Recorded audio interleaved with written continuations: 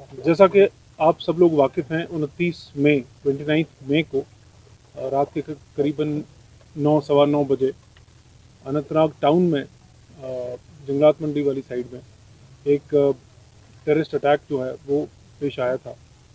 और उसमें एक उधमपुर के लोकल दीपक कुमार उर्फ दीपू, उनका जो है इस टेररिस्ट एक्ट में उनका कत्ल किया गया था। और इसके बाद ही, हालांकि वो बिल्कुल बरलब हॉस्पिटल था वो इंसिडेंट साइट, और उनको उसके बाद जब वहाँ शिफ्ट किया गया, बट अनफॉर्चुनेटली वो ब्रॉड डेड करार दिए गए। उसके बाद उसके साथ ही हमारी जो सर्च ऑपरेशंस और इन्वेस्टिगेशन और जो तफ्तीश वगैरह हुई, और इसमें हमारे पास जो टेक्निकल लीड्स आई सामने, और उसके साथ साथ जो हमारी बाकी इन्वेस्टिगेशन हुई, उस इन्वेस्टिगेशन की बेसिस पे जो है हमें कुछ क्लूज़ मिले, और उस क्लूज़ के चलते हुए हम आगे बढ़े। इसी दौरान हमने कुछ सस्पेक्ट्स पे ज़ीरो इन किया, और काफ़ी सारे और सस्पेक्ट्स को भी हमने उठाया, और उनसे हमने जो है इंटरव्यूज़ किए, इंटरोगेशन की। और इसी दौरान में, इसी असना में जो है हमारे पास दो इंडिविजुअल्स हैं, दो पर्सनस हैं जो कि अनंतनाग टाउन के ही रहने वाले हैं, देवा कॉलोनी के। एक का नाम सहरान बशीर नदाफ है और दूसरे का नाम उबैद नज़ीर लाइगरू है। ये दोनों लड़के मिसिंग हो गए। हमारी इन्वेस्टिगेशन भी इन्हीं इंडिविजुअल्स की तरफ पॉइंट कर रही थी, और इनके लिए फिर एक लंबा चौड़ा जो है हमें एक सर्च ऑपरेशन लॉन्च करना पड़ा।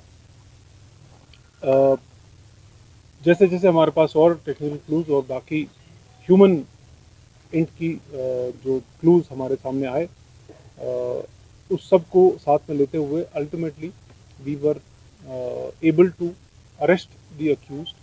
एंड उसके बाद जो है पूरी कॉन्स्पिरेसी उसका खुलासा किया गया। इसमें काफ़ी टाइम हमें जो है वो लग गया प्रॉपरली पूरी चेन को कवर करने में, कि किसने वेपन सप्लाई किया था और किसने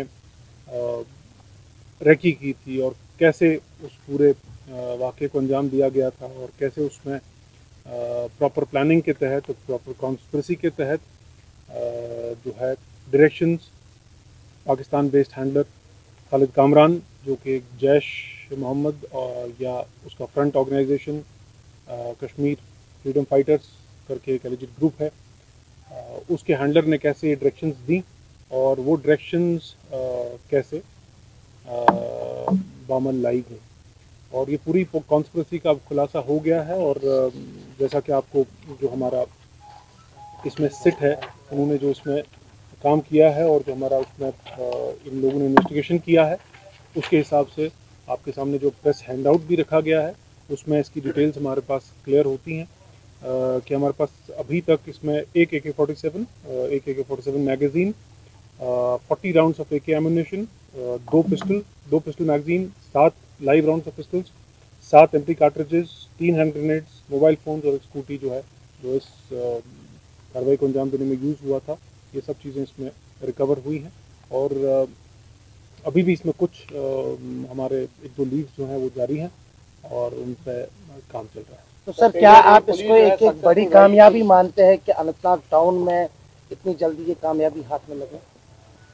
देखिए, नेचुरली हमारे लिए एक चैलेंज था। ये बहुत बड़ा एक जो केस था वो हमारे पास था, और जैसे कि आप जानते ही हैं कि इस तरह की जो माइनॉरिटी किलिंग हो रही है, उसमें कई सारे एक बहुत मोडस ऑपरेंडी जिसको हम कहते हैं वो यूज़ हो रहे हैं। बार बार हैंडलर की तरफ से ये डायरेक्शन आती है कि स्पेसिफिकली किसी कम्युनिटी को टारगेट किया जाए, और अक्सर व बेशतर आपने देखा कि इस साल हमारे पास काफ़ी सारे इंसिडेंट हुए पिछले साल, 1.5 साल में, जहाँ पर कम्युनिटी की बेसिस पे या रेजिडेंस की बेसिस पे टारगेट किया गया लोगों को।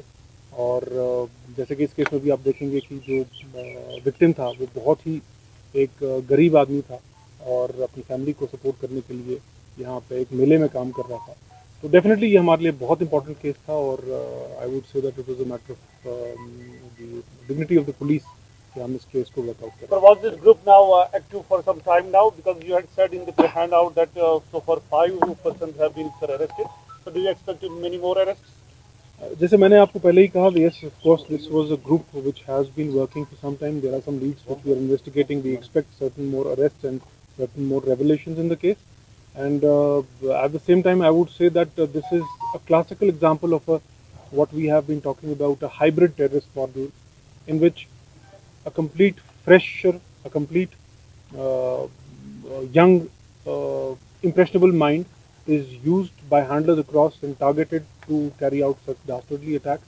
And somehow these minds are, I would say, brainwashed enough, and they are motivated enough, and they are radicalized enough to carry out such dastardly acts merely on the directions of the terrorist handlers. Sir कहीं ना कहीं police जो है कामयाब रही थी कि एक हॉल्ट प्रोसेस देने में जो टारगेट लिंक हो रही थी सिटी साउथ सेक्शन में, तो क्या आप ये समझ रहे हैं कि ये रिवाइव करने की कोशिश थी जो टारगेट किलिंग के बाद जो हवा पैदा हुई थी, या टारगेट किलिंग का कुछ सिनेरियो था? देखिए, जहाँ तक हम जेके पुलिस की बात करेंगे और बाकी जो हमारे साथ हमारी सिस्टर फोर्सेस हैं उनकी बात करेंगे, तो हम सबका यही फोकस है कि हर जगह पे हमारे पास जो एक टेररिज्म यहाँ पे चल रहा है, उसके कुछ जो पैरामीटर्स हैं उनको कंट्रोल किया जा सके। उसमें बहुत सारे पैरामीटर्स हम काउंट करते हैं, बट कुछ को अगर मैं एनुमरेट करूँ कि जैसे एक रिक्रूटमेंट इनटू टेररिस्ट रैंक्स है, उस पर काम किया गया है। उसके बाद जो ये मॉड्यूल्स हैं टेररिज्म के, इनको बस्ट किया गया है। तो ये 2-3 चीज़ें हमारी जो बिल्कुल सरफहरिस्त रहती हैं कि जिन पे हम काम करते रहते हैं, और अभी तक मैं ये सोचता हूँ कि खासी कामयाबी मिली है जेके पुलिस को और बाकी फोर्सेस को इस सब चीज़ को कंट्रोल करने में, और वो जो हमारे इकदाम हैं वो जारी सारी रहेंगे। तो सर क्या उनको एक बड़ा झटका लगा है जो ये पूरी कॉन्स्पिरेसी जिन्होंने ये बनाई थी, उन 5 लोगों को इस्तेमाल करके, और भी शायद ये कुछ नौजवानों को अपने साथ रागिब करते, क्या ये उससे पहले ही एक बड़ा झटका माना जाएगा जो पाकिस्तान में रह गए? देखिए, इसमें बहुत सारे इन्वेस्टिगेशन में हम बात करते हैं कि इसमें कुछ मॉड्यूल्स होते हैं जो अलग अलग काम करते हैं, और उसके बाद इसमें कुछ नोड्स होते हैं जहाँ पे आके ये पॉइंट्स इंटीग्रेट होते हैं, और उन इंटीग्रेशनिस्ट पॉइंट्स की तरफ ही हम काम करने की कोशिश कर रहे हैं। डेफिनेटली एक हमारे लिए कामयाबी है, तो जो एडवर्सरी है उसके लिए झटका तो है ही है, और इसमें कोई दो राय नहीं। सर अमरनाथ से पहले टेररिस्ट को पकड़ना कितनी बड़ी कामयाबी?